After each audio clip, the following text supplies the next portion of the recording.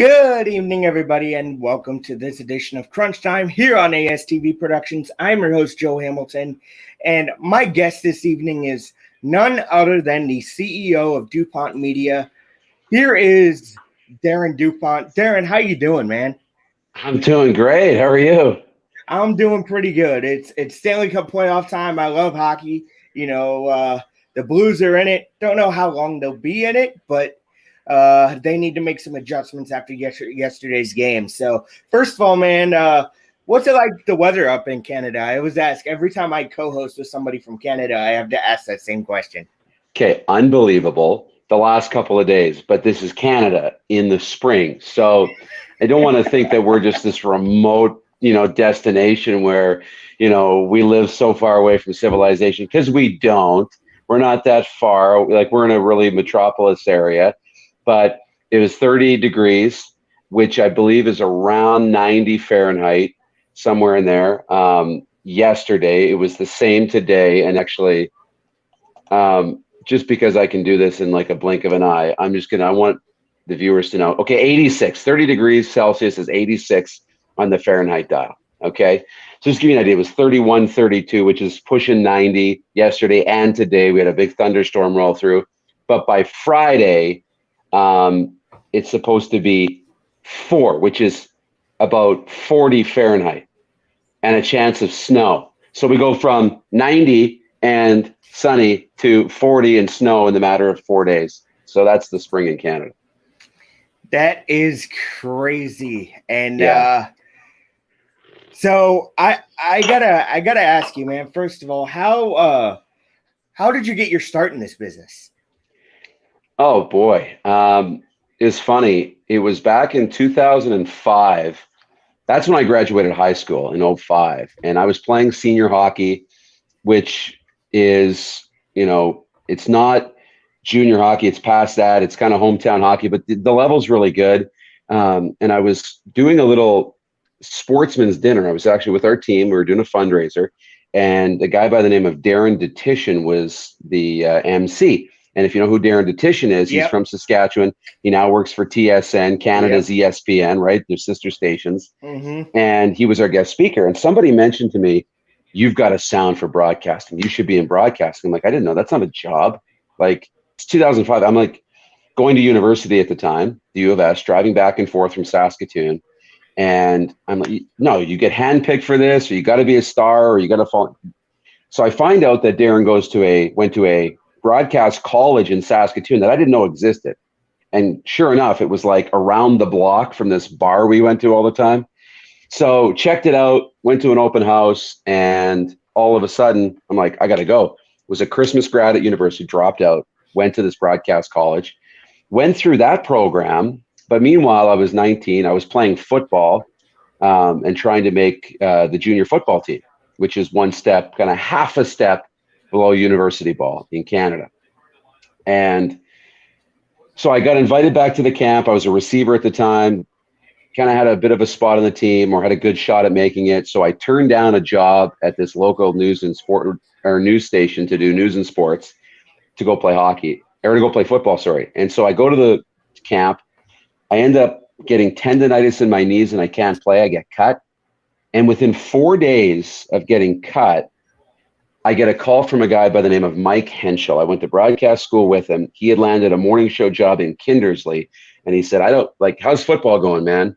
Because we need a play-by-play guy for our junior hockey team. I thought of you. I know you don't have a job in the business, but you said you're playing football. And I said, I got cut 4 days ago. So I got in the car, went for an interview, got the job, and I'm doing junior hockey, which is equivalent to the USHL, right, in the United States. And that's it. So I got in. Lucky. A little bit of luck and a little bit of timing, but that was my entry into the business. Of course, Darren, you probably agree with me on this. It's not what you know in this business, it's who you know. Yeah, it's a little bit of, you hear that all the time, and it is, but it's a little bit of both. I don't necessarily think that who you know is all of it, because I don't know that you can just handpick and just push them up the ladder if you're not talented, right? But it also doesn't matter how much you know. You have to be talented. You have to be a good person. You have to be willing to network and meet people and be somebody that people want to hire, right? It does go so far, having great relationships in the business. And that includes not just broadcasting, great relationships in life. Yeah, great relationships in life. If you're not a good person, you're not going to make it in the business world at all. So, Darren, how did Dupont Media start? I know you got your start in broadcasting, but man, that's a big step up from play-by-play junior hockey to CEO of a big-time media company. Well, that's funny because when I started Dupont Media, it was an absolute failure. I mean, failure and success at the same time. I mean, I had gone to Dawson Creek in northern BC to do hockey and continue my radio broadcasting career, but I came back in 2009 and I started doing some work with Husky Athletics at the University of Saskatchewan and doing university men's hockey play-by-play. And what I wanted to do is I wanted to get into television. I had no television experience, and every job I looked at said, "Hey, you got to have 3 to 5 years of experience." I'm like, how am I going to get experience if all the jobs to get experience, you need experience to get them? It doesn't make sense. So I went down to our local cable affiliate, Shaw Cable station, and I said, "What can I do to get some television experience? Can I volunteer? Let me do something." So Bob Barker is the station manager in Saskatoon, and he graciously let me create my own show, and they were going to help me. So I created a 30-minute weekly TV magazine style show on the Husky football team, the university football team. And he set me up with the cameras, the editing software. He let me use their editing studios, showed me how to use the cameras. They built me a set, like Eric Steiner and Simon Hyatt and Janella Hamilton. And I know I'm missing people. They were all amazing at helping me get set up. They built a studio for me. They helped me shoot my show. And I started getting my show off the ground. But I had this vision of building this media empire at the time. Like, oh, I'm going to build this, and then I'm going to start my own station. Then I'm going to do this, and I'm going to get investors. So I got to start the business. And I knew I just didn't want it just to be, this sole proprietorship under my name. I wanted to build a corporation. So like a, crazy guy with a dream, I started this corporation in 2014 with no idea how to run a business, like zero. I had no business skills. So I didn't keep my books. I didn't track receipts. I didn't file my taxes. I did nothing. And I didn't make much money. I made a few $1,000, enough to survive with, a couple of small sponsors. So it wasn't enough to get me in trouble. But when the Rob Peterson show was something that I started cooking in my brain, I knew I had to get the company going again, and it had gone dormant. So I fired it back up. This time, got an accountant, got a lawyer, got all the key people in place, and I'm learning about business in a much better way. Yeah, you brought up the Rob Peterson show, and we had him on. I had him on about, I think, what was it, a month or 2 months ago, something like that. And nicest guy you'll ever talk to. Of course, you know that. What's it like working with Rob? Interesting and entertaining. Him and I have built this incredible connection over the years. And, what's funny is he makes no secret about his battle with alcohol that he went through, and his, journey into recovery. And now he's a great recovery coach. And reason why I get to host the show this week is he's doing some more training and getting some more certifications and doing a conference on the recovery side, which is amazing. But we met just after he got sober. And I think that, helped our relationship because we connected really quickly, and we kind of see the world in similar ways. And we kind of, we're not yin and yang, but we fill in each other's gaps. Rod is really particular and really strong and detail oriented. And he's very good that way. And I'm, can see the big picture and a little bit more of the vision of the business side. And so on a daily basis, we can come in and connect on so many different things. And we just feed off each other so well. We both understand each other's brands. And I think that's why we've been able to have so much success. Yeah. What has been like one of your favorite guests? I asked Rod the same question. Who have been some of your favorite? When did you have Rod on? I believe it was last month, maybe February. It had to be February, March. If you, I don't know if you saw it. I would think you would have. I don't know. I'm trying to guess who he would have said as a favorite guest. Don't tell me. I was going to say Ron Duguay, the former New York Ranger Yeah, great, but that would have been after he came on, or was it Ron?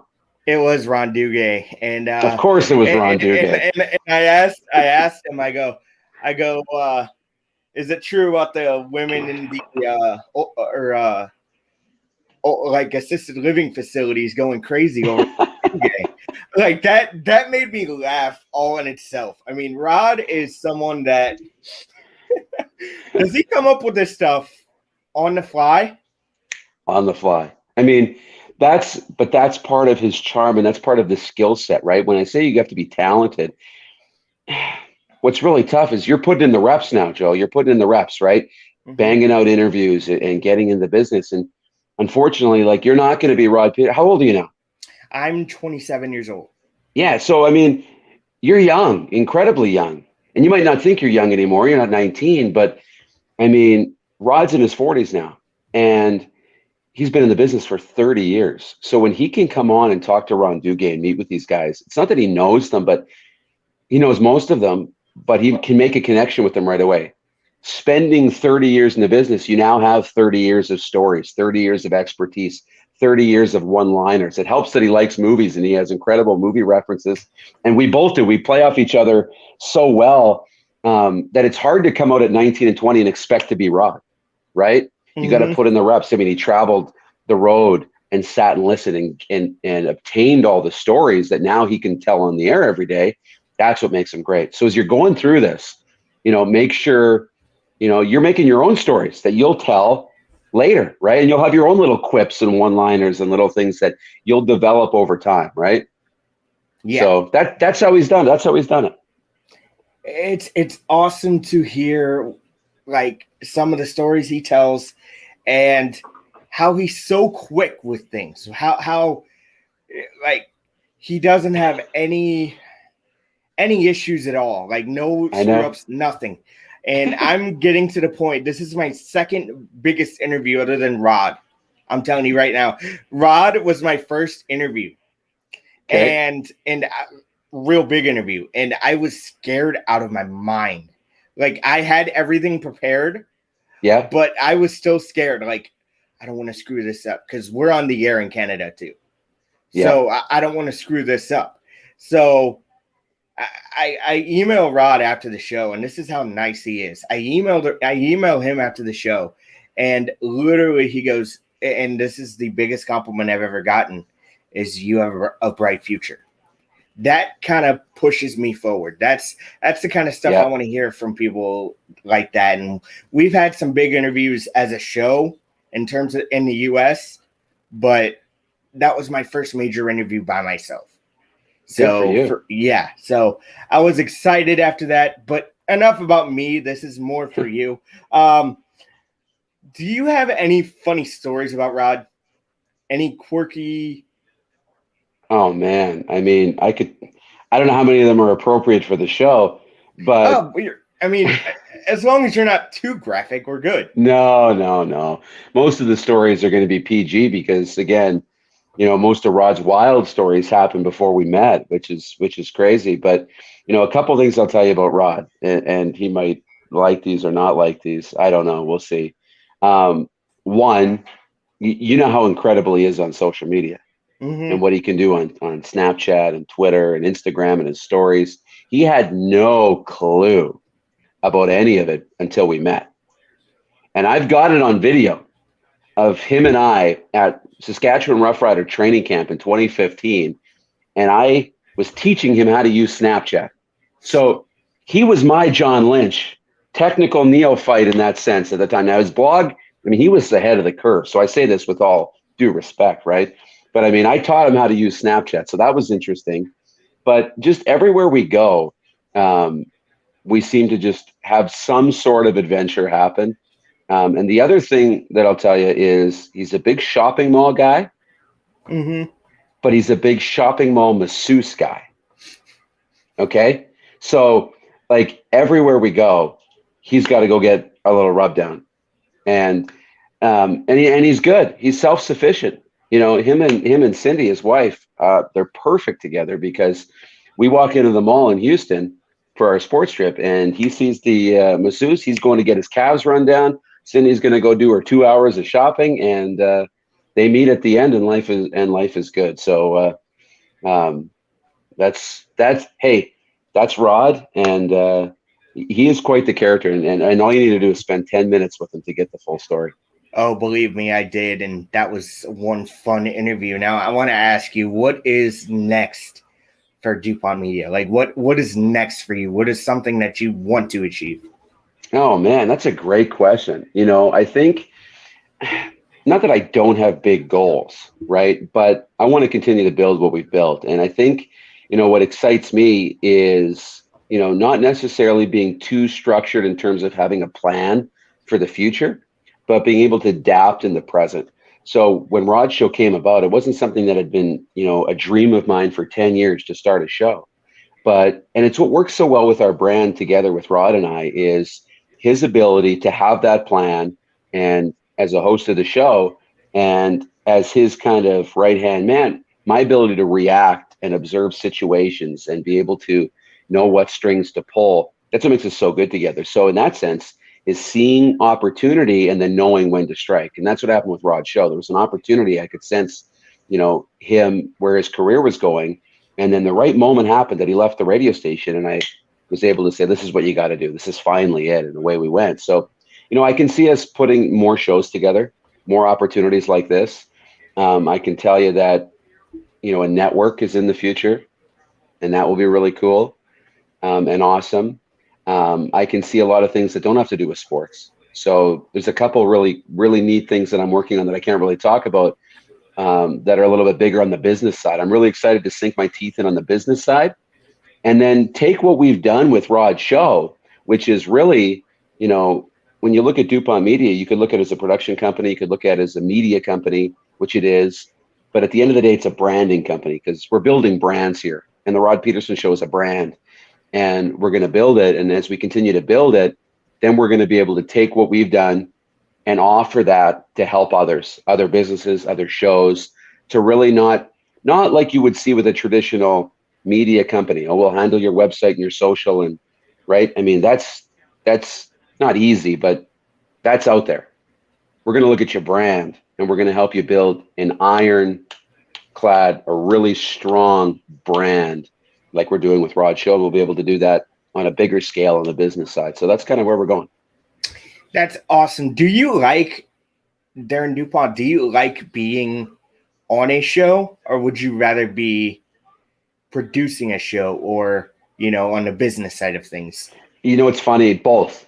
And that's the biggest thing, is find out what you like to do and continue to do it. And it may be handcuffing me. Like if I went all in on being, Rod's guy and, kept working at it, I'd do my own show and build that up and become a star and try and work my way up to a big network. And that could be really cool. And maybe that's where it's going to go. But I also have a passion on the business side. And so I enjoy taking a vacation from the show to sit in my office and do business from 10 to 12 or noon to 2 Eastern every day instead of being on the show. That's when I'm at my best too. So I love it. We sit and have coffee and talk sports every day. Like, what's not to love, right? Yeah. But I love the business side too. So I love that I get to do both. Yeah, I mean, I like my vacations, away from the show, maybe 1 or 2 days. Oh, yeah. Just to, because we do this nightly. It can get tiring, but at the same time, we're growing ever so steadily. I mean, we're up over 1,000 followers, so that Good does for help. you. That does help.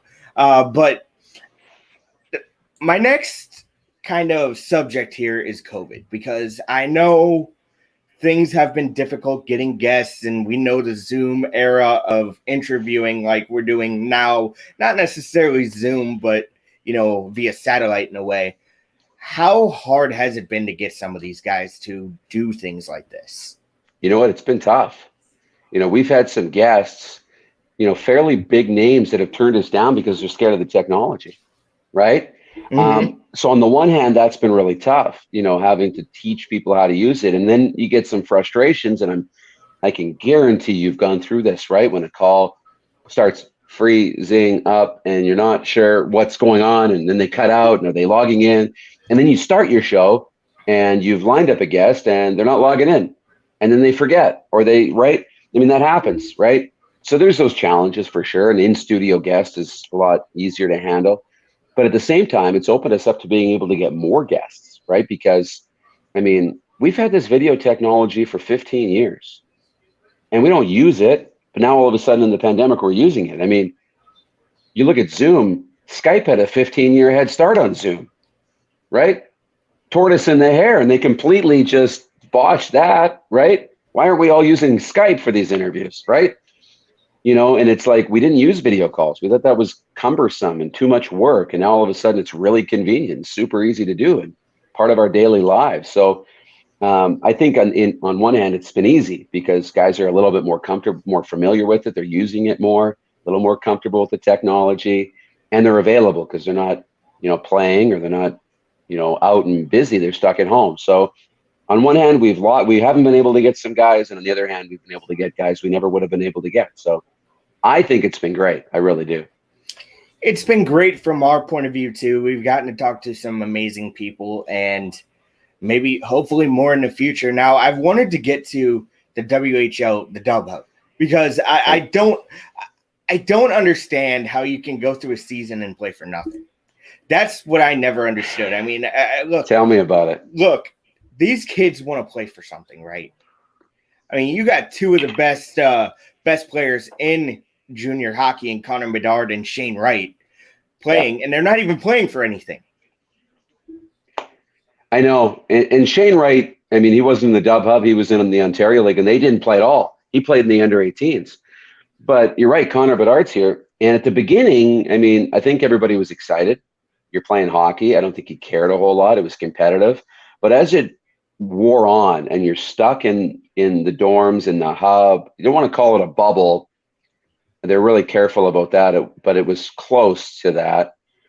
It became a lot, right? There was not a lot of freedoms for them to be able to go out, but they did a great job because nobody caught COVID. They had, it was really well done, very safe. The organizers did one heck of a job, but it became a lot. And then once you got a certain point, 30, 40 days in, and you realize, and they announced no Memorial Cup, no Western League playoffs, and you're not playing for anything, it became really tough. It became a grind. And you could tell with the players too, right?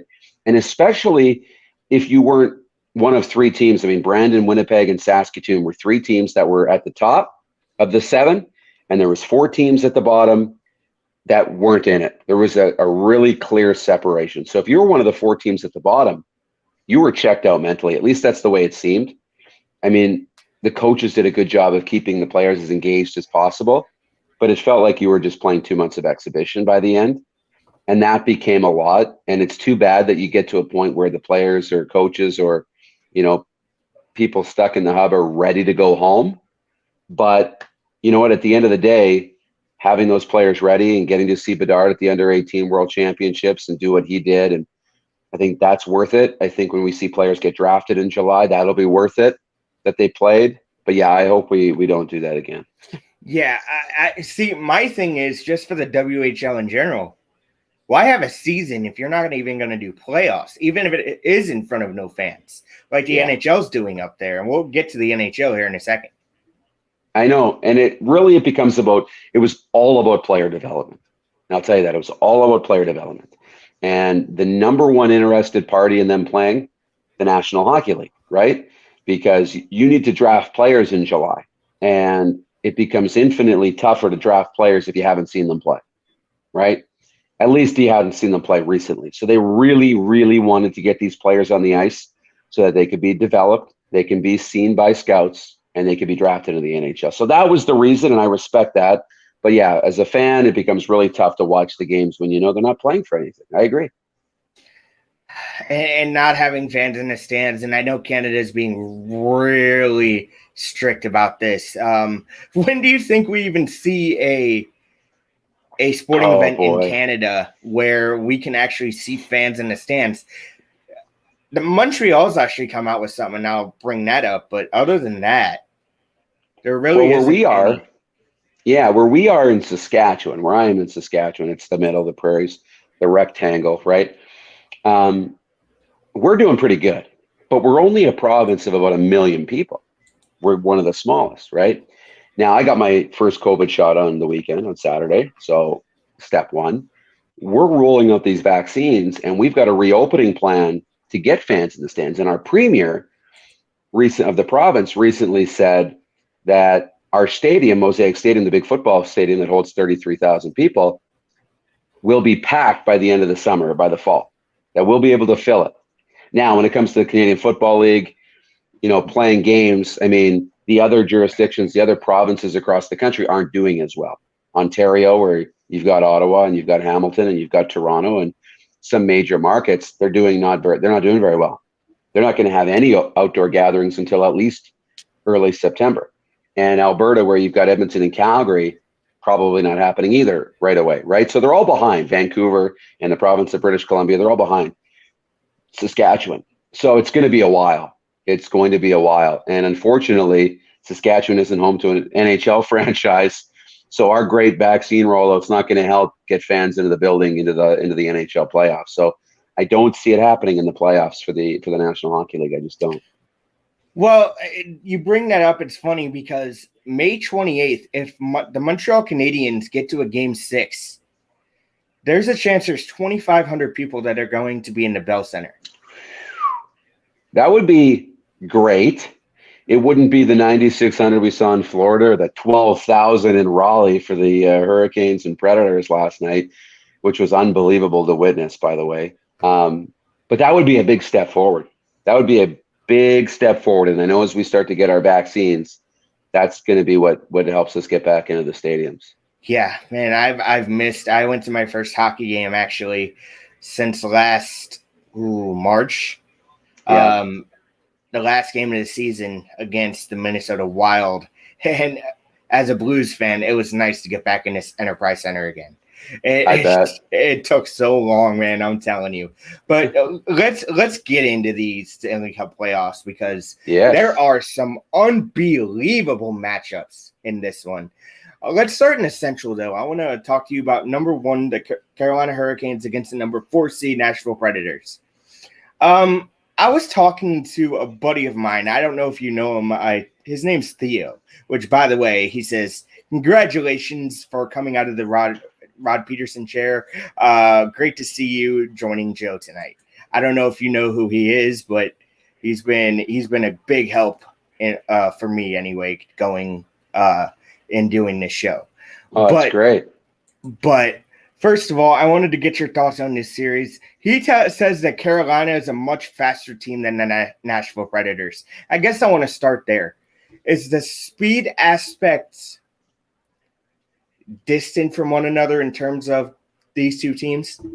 Yeah, and I don't think anybody would argue Carolina is a better hockey team, right? They're just a half step above. They're faster, a little bit more high-end skill, and I think they're ready. But on the other hand, don't discount the Nashville Predators. I mean, the run that they had to go on late in the year to get into the playoffs, that can bring a team together. I mean, I just go back to a couple of years ago with the St. Louis Blues. They were in last place in January and had to go on a long run, and they could just ride that wave right into the playoffs, right? And right through to the Stanley Cup. So Nashville can get on that run. And as much as, we look at social media and see that Carolina dominated that game, we watched the game. That game was 2-2, and UC Saros made a save on a 2-on-1 to keep the game tied at 2 that could have been a momentum shift to keep Nashville rolling. But on the same sequence, the puck goes into the corner, it comes out to the slot, and it's in the back of the net, and it's 3-2 Carolina, and that broke the Predators. That broke them. And the game, obviously, was 4-2 and the empty net goal, 5-2. But the playoffs, man, Jordan Staal showed up, 2 goals. Guys seem to rise to the occasion. You don't have to be the fastest. You don't have to be the most skilled. But sometimes there's a little X factor. Jordan Stahl's one of those guys. And I like Rod Brindamore. I think he's a guy people respect. I like the Storm Surge and the Caniacs and all that stuff. They've got hockey rolling in Raleigh, North Carolina. I like the Hurricanes. I see them coming out of that series. This was a team that was an Eastern Conference final participant a few years back. So this is a team that's very structured, has a young goaltender, and that's what I wanted to get to next because you have UC Saros, and he was a big part of that resurgent run that they had to go on before the playoffs began. And then you have a rookie goaltender. This is his first taste of playoff hockey. Looked pretty good. But UC Saros is good as well. Do you think goaltending is gonna become a big factor in this series? It could. It absolutely could. I think it'll be a bigger factor for Nashville. UC Saros will have to steal a game. He's capable of doing that. So I think absolutely. I think it'll be less of a factor for Carolina because I think there's a little bit of a discrepancy, and I think that they'll be able to just control play just a little bit more and rely less on goaltending. But hey, UC Saros makes 3 or 4 really key saves. Nashville will be in every game, and that could be a big difference. Man, you got to watch out for that Joe line. Johansson, Forsberg, and Arvidsson. You can't look past that line. You cannot do it. If you do it, I know they're going to carve you up. So who do you got in this series? I've always been a Johansson fan. Forsberg's never really joined that elite status, right? I mean, he hasn't played too many full seasons, and he hasn't hit that point of game pace. But I still like Carolina in the series. I do. I 5 or 6, maybe Nashville squeaks out 1 or 2, but I don't think anybody's stopping the storm surge. I don't think so either. I got Carolina in 6 just because you can't deny the goaltending of UC Saros at this point. So let's go to the other matchup in the Central. You have the number 2 seed Florida Panthers against the number 3 seed Tampa Bay Lightning. At last check, the Lightning were winning game 2. And is this a mismatch of a series, or can the Panthers actually win a game or 2 in this series? Panthers can win the whole thing. The Panthers are legit, my man. They're legit. I am on the bandwagon. I don't even know where it is. It was in the second intermission when we started this. So they got to be through the third period, or midway through the third period at least, if it's not over by now. And it was 2-1. So I'm gonna have to go back and watch the third period of that game. This is the most entertaining series so far. I know you're a Blues guy, and I like the Leafs. Haven't played yet, but that game 1 was some of the best hockey I've seen in years. It was emotional. It was physical. It had goals. It had saves, and it had almost 10,000 people in the building, 9,600 that felt like 96,000. And the Rats were back. They were throwing the Rats back on the ice in Florida, with Huberdeau and Barkov, and Sam Bennett has started to emerge as a real key piece. I know he didn't play in game 2 because of the 1-game suspension, but he was good in game 1. That goal that was disallowed should have been challenged by Joel Quenneville. My God, because it would have been overturned. And Bennett was over a point a game guy down the stretch that's being acquired by Calgary. They got, the back end. Dreger played tonight. He's been okay. They kind of split. He's been pretty good this year. Bobrovsky can be really good. I think Florida can be awesome. Now on Tampa's side, Tampa's Tampa. They're deep. Kucherov comes back, and the salary cap manipulation that teams are doing is genius. I don't know if it's right or not, but you do what you do, right? There's no salary cap in the playoffs. And so there's about 17 teams in the league that overcharged the credit card, as Dave Poulin says, and overspent for the playoffs, right? It's a lot of juggling down the stretch of the regular season. But Kucherov comes back. I'm a huge Braden Point fan. I think Stamkos has a lot in the tank. Palat, Killorn, they're a good group up front. Obviously, they got the goaltender who's had the most wins in each of the last 4 years in Vasilevsky. But they're opportunistic. Look at the point goal, right? They'll get hemmed in this series a lot, and Florida will control a lot of the play and really wear them down. Then all of a sudden, bang, 2-on-1 goal. Bang, breakaway goal. They moved the puck so quickly. And then the special teams, they had a shorthanded goal and 3 power play goals in game 1? So Florida's got to stay out of the penalty box, and they got a chance. Yeah, look, Tampa is just too tough for me. You saw Pat Maroon is also on this team, and former Blue and St. Louis native. But that's another story for another day. 2 straight Stanley Cups, and could be on another run towards another. You have Andre Vasilevsky, who, my God, man, is this guy even beatable at times? I mean, I've watched games where he's made unbelievable saves. That how in the hell are you making these saves? I know. He's incredible to watch. He really is. Yeah. So who do you got in this series? I got Florida in 7. I think it's going to be tight, and just my heart's with Florida, so I'm going to take the Panthers in 7. Panthers in 7. I got Tampa in 7 because this series is really tough to call. If you were to tell me 5 or 6 years ago we'll see Florida versus Tampa in a series, I'd probably laugh in your face. So I'm glad we're getting to see it. Now let's go to the East Division. You have the number one seed Pittsburgh Penguins against the number 4 seed New York Islanders. And let me just tell you this, Darren. I can see the Islanders winning this series. Big reason why. When Barry Trotz came in, they were one of the worst teams, if not the worst team, defensively in the NHL. When he comes in a year later, they are one of the best defensive teams in the NHL. They're a very structured team. They have good goaltending in Varlamov. I mean, he hasn't been healthy. I'm thinking he's playing tonight. I don't think so, but I would think he played tonight, but I'm not totally sure, I should say. But do you see my point here? The New York Islanders could upset the Pittsburgh Penguins. Yeah, and I don't know how many people would call it an upset. I think the Islanders are a really good hockey team. I mean, Barzal leading the way, but we're big Eberle fans. I mean, up in Regina, in Saskatchewan. I mean, he played here and big part of the community and everything else. I do. I think it could be it's going to be a tight series. I think Rod has the Islanders in 7. But look, I'm a Crosby guy. I think Crosby. It's wrong for me to say Crosby's underrated. That's wrong. It's wrong. But I want to say it. You? But I want to say it because we're kind of forgetting about him a little bit, especially here, right? Because it's all about Matthews and McDavid, right? It's all Matthews and McDavid. We don't, Crosby is quiet. But that one-handed deflection he made in game 1, woo! I mean, Crosby is a magician still. He's still one of the best in the league. And Tristan Jarry can roll. Pittsburgh's going to play well. But, Chris Letang, Brian Dumoulin, they got a really good top pair. But I like the Islanders too. I really do. I honestly have no idea who to take in this series. I don't. It's a coin flip, isn't it? Rod says Islanders. I think he said Islanders in 7. I want to take Penguins in 6.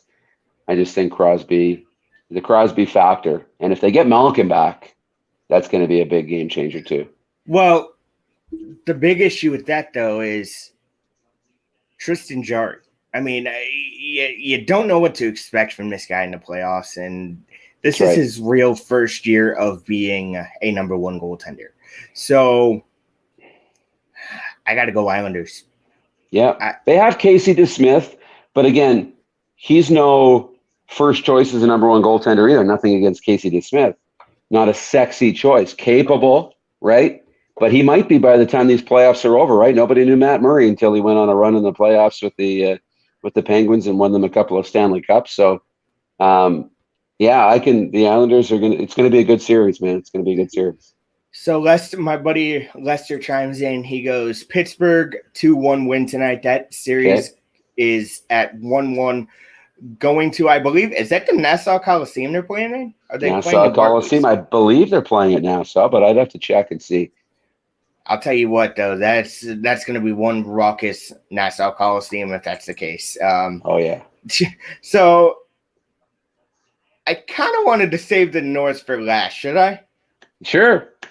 So let's go to the West. Or are you saving your Blues for last? Yeah. You know what? I'm gonna save the North for last. All but right. I'm gonna start with the number 2 Vegas Golden Knights against the number 3 seed Minnesota Wild. And what I saw in that first game, man, unbelievable goaltending by both Cam Talbot and Marc-Andre Fleury. I think Fleury made one of the 2 of the best saves I think I've ever seen. Behind the back? That was ridiculous. And the one that Kaprizov centered Yeah. And that he made that glove save on, I'm like, oh my. How is a team going to come back from that? The Minnesota Wild did what they had to do, and they won game one. And that was a tough game to win in Vegas. You had raucous fans there too.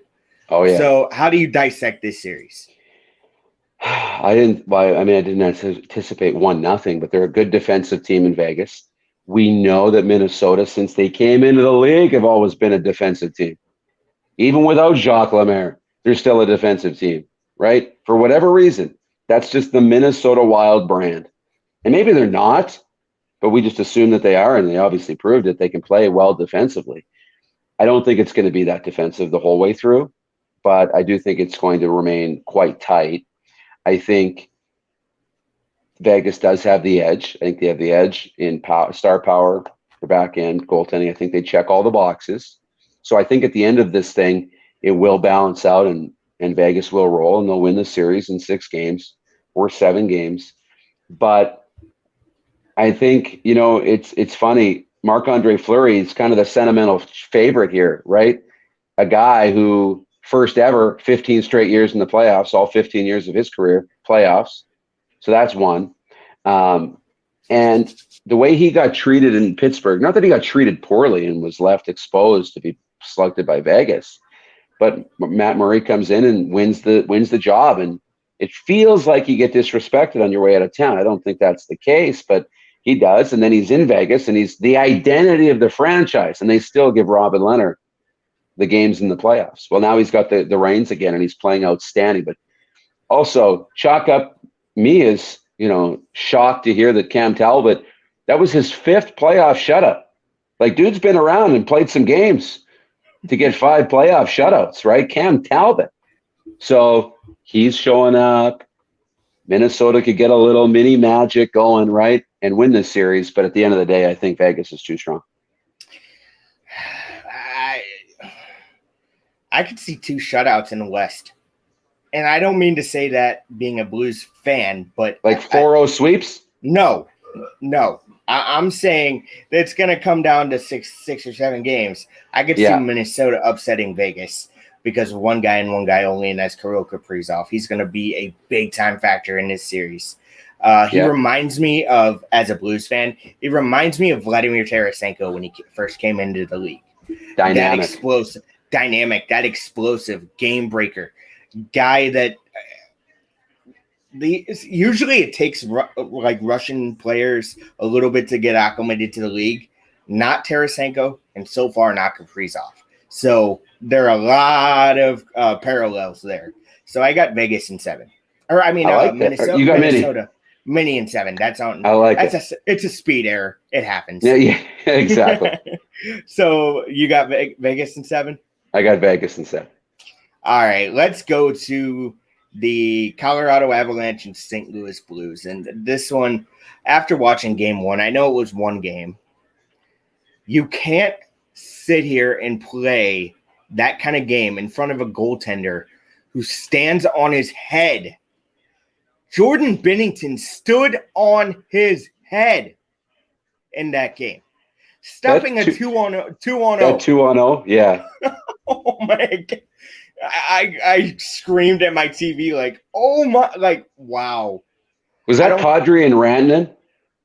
I think it was Mikko Rantanen and Nazem Kadri in a 2-on-0. Yeah. Oh, my. Jordan Binnington played outside his mind. Here's the problem the St. Louis Blues had. They have the problem of getting beat on the boards. Every board battle that they had last night against the Colorado Avalanche, the Avalanche seemed to beat them in.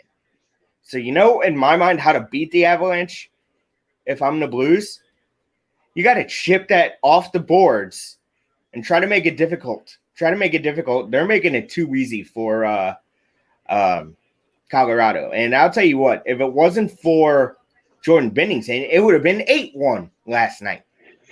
It might have been 50 shots. 30 shots going into the third. Wait, no. It was like 20 shots going into the second period or 30 going in the second, something like that. They had 25 shots halfway through the game. Like, 50 shots by the end of the night, or 49 shots. It was unbelievable, the job Jordan Binnington did. But this is how you win in the playoffs. It doesn't have to be pretty. You don't have to have all the shots. You don't have to control all the play. You only have to win on the scoreboard. And, right. Social media will say that the Blues are outmatched and Colorado's going to have their way with St. Louis. But you know what? It doesn't matter. St. Louis is a good hockey team with good players. They've got, they've been there before. A game like that's okay. When Kyrie scored that goal and made it 1-1, I'm like, okay, here we go. This is what St. Louis needed. It's not going to change the game, and all of a sudden they're going to start out playing Colorado up and down. No, just Colorado's fast. A little momentum, and be opportunistic. Sit back, block shots. I don't have a problem with 50 shots, but it can't be 2-on-0s, man.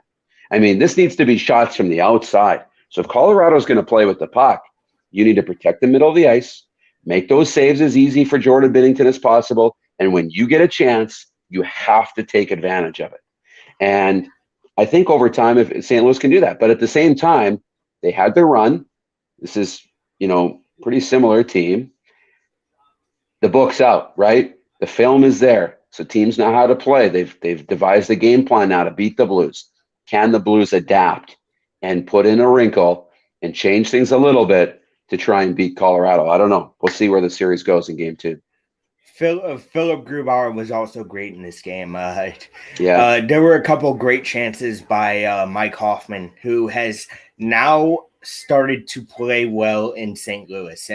And a lot of people want to talk about how Mike Hoffman wasn't being used in the right way. You watch a lot of hockey. Were you sensing that? Yeah, a little bit. He's an interesting guy, though. Like, if he's not playing top minutes and if he's not playing on the power play and you're not putting him in position to succeed, then might not be that effective. We see that with players all the time, right? Some players, you can put them on the first line, they're going to be great. You can run on the second line, they're going to be great. You can put them on the third line, they're going to play that role and play it well. Put them on the fourth, like, you can put guys up and down the lineup. But some players need to just shoot the puck. Some players need to be offensive and maybe can't do a whole lot else or aren't interested. And you either have to accept that that's the case, or you have to say he's not on our team because he can't do A, B, or B, C, and D. He can only do A. So you got to find out where he's effective, put him in that spot, or find somebody else who can play the role you want him to play. Exactly. So how do you see this series shaking out? I'll have a different story after game 2, possibly. I don't want to say Avs in 5. Avs in 5. But if game 2 is dead, like, game 2 will tell me a lot. Like, I might think, game 2 will tell me a lot. But after game 1, I got to go Avs in 5. Yeah, I got to go. Binnington will steal 1. I got Blues in 7. In 7. And again, that's not me being biased. You see a big blue note behind me. I'm not that biased. But this is a good hockey team. This is a team that can beat Colorado. They saw them all year. So that, I think that plays into the Blues' favor right there. So let's finish up with the Scotia North Division. And I don't know if Darren or if Rod told you this. I'm a Toronto Maple Leaf fan too. I am my man. Yeah, so they're my second favorite team. You got the number 2 Toronto and number 1 Toronto Maple Leafs against the number 4 Montreal Canadiens, and this is a classic matchup. This is something that hockey fans have wanted to see in North America for a long time. It's not just a Canadian thing. A lot of U.S. people want to see this series, and by God, it's happening. Granted, no fans in the stands, but still, that intensity is still going to be there. It's still going to be something to behold. How do you see this series shaking out? I know you're kind of biased being a Toronto fan, but go ahead. Yeah, I do. I think Toronto's too strong. I do. We've seen it in the regular season. I think Toronto's going to win the series in 5 or 6 games. But Carey Price can change all of that because Carey Price is world class. Even if he hasn't shown it, even if he hasn't played at that level, Carey Price is still Carey Price, and it's there. Whether he can find it or not, it's still there. And Josh Anderson could be a big-time playoff, an impact player in the playoffs. Brendan Gallagher, Shea Weber's there. They've got some pieces. Like, they can put it together, but they're going to have to put it all together. Where Toronto is just so deep that they don't have to put it all together, and they're still, going to be okay. And if they do, they'll be fine. So the difference will be goaltending. If Carey Price becomes Carey Price, right? And whether it's Jack Campbell who's going to start game one, or whether it's Freddie Anderson who will find his way in the backup role, or whether it's David Riddick or Michael Hutchison or whoever decides to play in that, if they don't play well, they don't get goaltending, it could be an upset. But Toronto, I think they're just too deep, and they haven't been out of the first round yet, but hey, this is the year, and I think 5 or 6. I say Toronto in 6, and it's going to be a hell of a series. I liked the setup of the North Division for that reason and that reason alone. You were probably going to get one classic matchup. Yeah, something that hockey fans have been salivating over. So yeah, right. I have Toronto in 6. Now the last matchup, you have the number 2 Edmonton Oilers against the number 3 Winnipeg Jets. Connor McDavid, Leon Draisaitl, all world. I mean, Connor McDavid finished a 56-game season with 100 points, 100+ points. That's nuts. Okay. Yeah, the key to this series for Winnipeg anyway, is to slow down that dynamic duo of Draisaitl and McDavid. They've always seemed to me to be top heavy. Would you agree with that? Oh, of course. Without McDavid and Draisaitl, the Oilers are not in the playoffs. I fully believe that. Now, McDavid and Draisaitl are good enough to take them from a team that might not make the playoffs to a team that could win a Stanley Cup. That's how good they are. And Mike Smith can bring the Mike Smith magic, and he could win a Stanley Cup. That's how good this team is in Edmonton. Top end. And now you got to look at today's NHL. We've got 3 timeouts per period, and they're all, 2 minutes, 2.5 minutes each. 3 timeouts per period for TV, right? You've got guys in better shape than they've ever been in. So McDavid, Draisaitl, your high-end guys can play more minutes than ever before. Where McDavid and Draisaitl, if you put them on separate lines, I mean, they can push 30 minutes a game. So that's the entire night. You're either playing against McDavid or you're playing against Draisaitl, if you want to go that way, right? That becomes awful difficult. I know as it wears on, you want to get 4 lines rolling, right? But you might not have to. And Edmonton's got enough firepower. But if you shut them down, you've got a chance. Even if you shut them down to the point where they're getting a goal a game. Between the two of them, they're scoring once a game. You got a chance. You got a chance. So on the Winnipeg side, you have last season's Vezina Trophy winner in Connor Hellebuyck. Had a little shaky start to the season.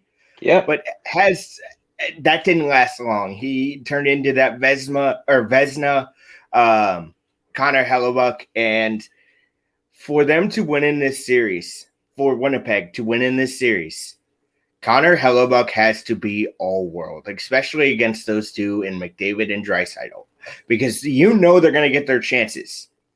I was talking to a buddy today. We were talking about the NBA playoffs. It's about you can't stop certain players. But like you said, if you can contain those 2 players, you have a chance. And does Winnipeg have a chance? Oh, for sure. Absolutely. I think this is going to be a really good series. I think this will be a really good series. I think it's going to, go 6 or 7 games. Connor Hellebuyck can absolutely be that Vezina goaltender. And if he is, Winnipeg's going to be in really great shape. And if they're high-end guys, Mark Scheifele and Kyle Connors and Blake Wheeler and Adam Lowry and on, they're deep. They're a deep team. And if they play physical, if they roll their lines, get everybody engaged early, see if Paul Maurice can get all 4 lines, all 60 into the game in the first, 3 minutes of the game, get everybody in and roll really quickly and get everybody engaged. Winnipeg, could be tough to contain too. So I see it. I see it. I do. Connor Hellebuck has to be at the top of his game. He has to play well because he's going to get tested. And this is going to be a real good series. Really, really good. So how do you have this shaken out? I got friends in Edmonton. I got friends in Winnipeg. A lot of our viewers for the show are in Winnipeg. So I'm going to take the Jets, and I'm going to take the Jets in 7. In overtime. Overtime, game 7. Yes. And I'm gonna agree with you, and I'm gonna go one better. Kyle Connor gets the game 7 overtime winner. Oh my gosh. If that happens, man, oh my. Well, hey, Darren, thank you so much, man. This has been awesome. Hopefully we can do this again, man, because this was a lot of fun. I remember having Rod on. I go, my next goal is to get you on. Hopefully you enjoyed it as much as I did. I haven't stopped smiling, man. I've had a great time, Joe. Thanks for having me. So thank you guys for watching at home. Do the best you can out there so we can get back to watching live sports again. For my guest, Darren Dupont, I'm Joe Hamilton. I will see you guys tomorrow.